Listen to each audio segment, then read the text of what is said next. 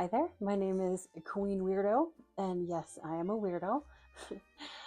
About a year ago, I started watching Goro World, and uh, since then, I have learned quite a bit of the lore. Not all of it. I'm not nearly as well versed as some on it, and it doesn't really matter for the purpose of this video. But Foodie needs a plan. I wanted to just make a little video, maybe a couple of videos on how easy it is to make a plan and to make some of the things that you might make when you're a diabetic for food that are not boring and not boiled chicken. So that's the purpose of this video.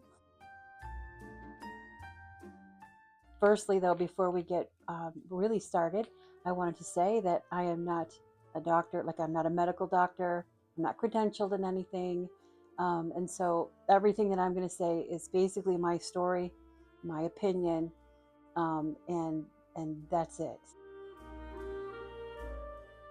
I am a type 2 diabetic, and um, I'm going to talk a little bit about that and why that means anything, why that matters. Um, So I am a type 2 diabetic. I have 4 children who are all grown now, but they are 4 years apart. So my oldest was 4 when my fourth was born. And it was a lot. It was a lot. And in 2010, their dad died. And so it was just me. And I have really no family to speak of. So I was doing it all alone. And that's hard. And then I got diagnosed as a diabetic. And so I had to figure out what was I going to do, um, to preserve my health as much as possible. Um, I had gone to several diabetes education classes because when I was pregnant for 3 of them, I had gestational diabetes. And so I was aware of how that goes, but I also knew that it didn't seem to work for me. It was too hard. I cannot count calories. I just don't. I mean, with 4 kids, I just really didn't have time or the mental energy to do that. So once the pregnancies were over, I was fine. And then years down the road, yes, I got diagnosed with diabetes.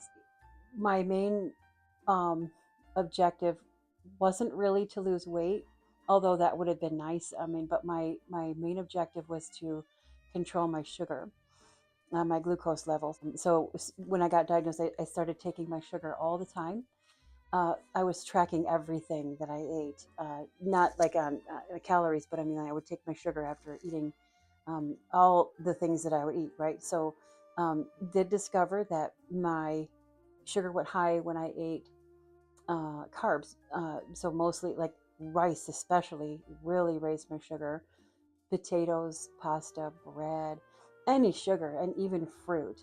Fruit really raised my sugar. Not as bad as, the rice, for instance, but so I really started to get an idea if I'm going to, you know, I'm not going to say I necessarily beat this thing, but if I'm going to manage it well, then I can't eat these things. It just was what it was. It is what it is, and so I had to figure out what to do. So I did go through my cupboard and my pantry, and I got rid of all seed oils. The only thing that we use is our olive oil, coconut oil, avocado oil occasionally, and I do use lard. I render my own lard. I can get it from a butcher where I can render it myself. So it's really yummy. So basically, that was keto, and it worked out really nice. And it would cook that way. It was mainly meat and vegetables and um, you know protein and fat, good fat, good fat. I never lost any weight though. I couldn't lose weight, and that was a little frustrating. Even though I was able, like with no medication, I was able to manage my diabetes pretty well, pretty well. I know there are some out there who say things like that's not sustainable, but it really is. I mean, especially if you have a condition where you need to take care of your body that way. If you don't want to raise your sugar, well, then you don't eat things that will raise your sugar. Eventually, down the line, I started getting like really frustrated because not only was I not losing weight, but then eventually, even a salad would raise my sugar. And was very confused about what was going on. Then I was part of, some Facebook groups, excuse me, and I decided to go carnivore. And I don't know if you guys know this, if you've experienced this. I'm sure some of you have. But when you're part of a group that is a particular topic, you know. Um, if you comment and say I'm doing all the things and it's not working for whatever, you know. So for me, it was I'm doing this carnivore and I'm still not losing any weight. The sugar is under control, but I'm not losing any weight, and I was doing everything right. I really was. Some people will say you're eating too much. Some people will say you're not eating enough. One of them has to be true. One of them is not true. Not that it's not true, but it wouldn't work for me. Something was not working for me, and so that was really frustrating. So I just stopped listening to groups and started just listening to my body and figuring out what was going on. You know what I could do, but I was starting to feel a little bit frantic because really you should be losing. I should be losing weight. You know. Then I came across some information concerning stress. Sometimes you'll read these are the things that you need to do, and then if that's not working, then you got to make sure you're managing your stress. Well, I had four, small children, young children, and I had stress, of course, and I was managing my life as best I could, but I wasn't sure what they meant by managing your stress. I'm still actually not sure. But the point of that is that I realized, and I started to do some more looking about stress. To sum it all up, what I understand and what I know is that if you have been the victim of trauma, and I mean like chronic trauma, like chronic abuse of some sort, growing up, or if you were not necessarily traumatized as a child, but later on in your life you had like a long-term chronic abuse, like in a bad relationship or something, that can be diagnosed later as CPTSD, which is legit. I have heard that going around in the girl world. It is a legit diagnosis. So CPTSD is either complex or childhood post-traumatic stress disorder. It covers both of those situations, either as a child or as an adult. CPTSD is not in the DSM-5 at this time. I think that it looks good for maybe the next time they update it, that they'll add it. It's in the ICD-11 um, right now, like, and that's a more an international thing. There's just a few extra symptoms for CPTSD. Maybe in some other video we can talk about that a little bit more, because it is actually associated with BPD. Not that like they're not the same thing, but a lot of people, there are some overlapping symptoms. So I just found that very fascinating. But also, I came across a couple studies. One of them was very interesting. It was concerning adults who had been abused as children. The researchers wanted to discover whether or not there was an association or a relationship between childhood trauma and the microbiome. And what they found, they were actually surprised to find that there was no relationship, but there was a relationship with inflammation. So if you were abused as a child, then that activated a lot of inflammation. You may already know that, like the cortisol, adrenaline, and all that stuff that happens to you when you're in a chronically stressed situation like abuse or danger. There was a very interesting study as it relates to childhood trauma.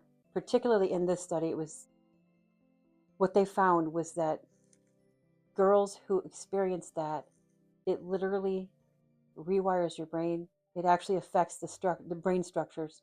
It's really interesting. If you want me to post the study, I can post it. I don't know if it would be available because you might have to pay for it. My point to all of that is that that made sense to me. So inflammation and the chronic stress, CPTSD, which I do have, um, it made sense that this is why I'm having such a difficult time losing weight. It wasn't as hard for me before I was 40. Once you're after 40 and 50, it becomes much more difficult to lose weight when you're in the condition that I was in. So I just wanted to put it out there that I kind of have my own experience here with diabetes and with trying to lose weight. I've never been diagnosed with any kind of BED, um, or food addiction or anything like that. But I do know that I used to sit and I would eat and I would think, I'm not hungry. I'm physiologically not hungry. My stomach is full. but I'm still hungry, and I'm still eating, to the point that it hurts me. If it's in the house, I will eat it. If it's in the house, I will eat it. I don't know if that can be diagnosable or anything, but I'm saying I understand. I absolutely understand. I just think that it's important for me to explain, that that's where I'm coming from, and that I've got some experience with this. I do have some compassion and understanding. If you have a goal, if you want to, you're here and you want to go there, you have to make a plan. And Foodie needs a plan. And I'm just going to show you one recipe today. The one thing that I knew I was going to miss, mashed potatoes. I knew, because that's one of my favorite dishes is mashed potatoes, and I make a really good mashed potato dish. And obviously that was off the table. And it made me sad, but I found something else that I could do.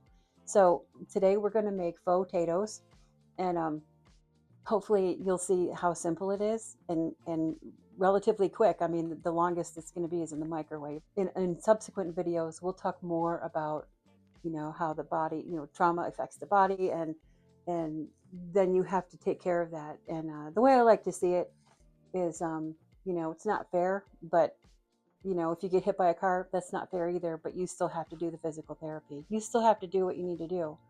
You can't just say, I want to be over there, and then just sit there. You can't do that. One last thing I wanted to say is that I did hear Foodie saying something the other day, and she said that she was going to go to the doctor, that after she saw them, that she wasn't going to be allowed to eat these foods anymore.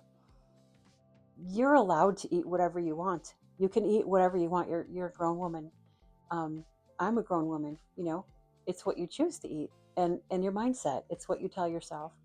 And you got to decide what it is that you want. Do you want health, or do you want to just make your mouth happy? I understand the dilemma.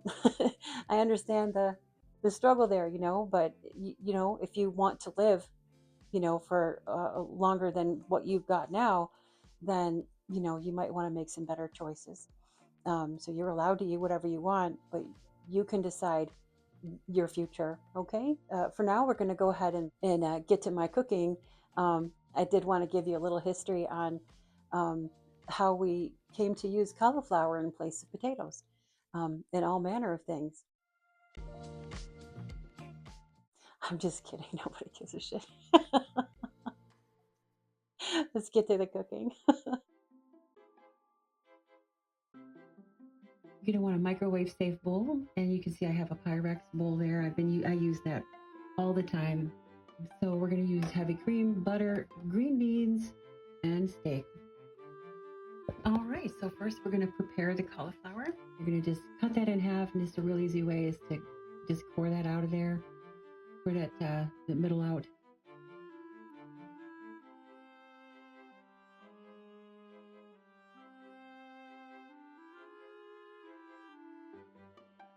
And you want to make sure that you're breaking it up into smaller pieces. You don't want it too big. You don't want the chunks too big or anything. All right, and so yeah, you want those in small chunks. And then we're going to put a stick of butter in there. Usually I use a stick of butter for just a regular size cauliflower, and about a half a cup of heavy cream. We're going to go ahead and put it in the microwave for starting out at 20 minutes. Eventually it's going to wind up to be about 30 minutes altogether in total. We don't actually need to prepare the steak. I'm using my air fryer, and I'm putting it in for on the grill option for 20 minutes. We just stick it in there from a frozen state. All right, so for the green beans, we're just gonna, you can top and tail if you have to, but otherwise just get the ones that you don't have to and go ahead and get those prepared. And then we're gonna cut an onion. We're just gonna cut the onion into little strips. You'll see in just a second here. And then I use a stick of butter for this many green beans, and a little bit of olive oil, because my grandma taught me a long time ago that the olive oil will keep the butter from burning, and it turns out that it's true. So let that heat up a little bit, and then put those onions in there and start cooking those onions.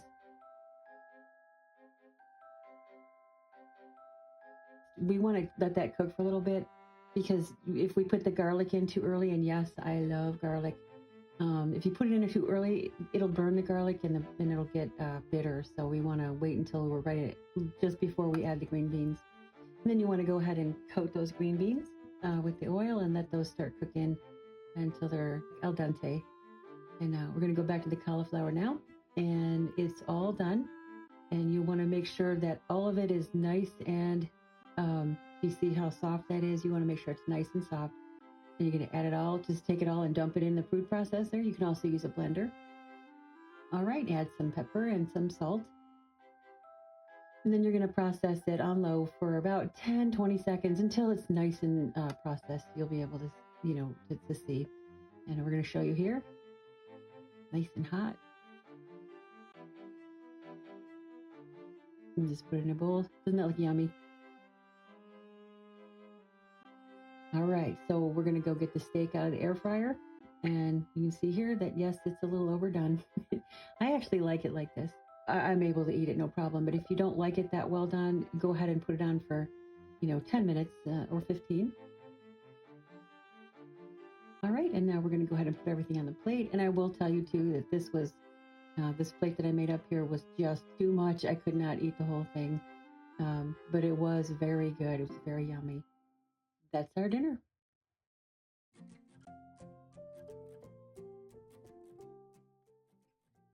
I hope that you enjoyed this video and saw how simple it was. And definitely appreciate you watching. Really appreciate you watching. If you feel like it, you can like and subscribe. We'll see where this goes. I don't know how many videos I'm going to do, but I have about 5 or 6 recipes right now already planned out. And next week we'll be building on this week. So you'll get to see how simple and filling and really rewarding it is. All right. Well, thank you so much for watching, and we'll see you next.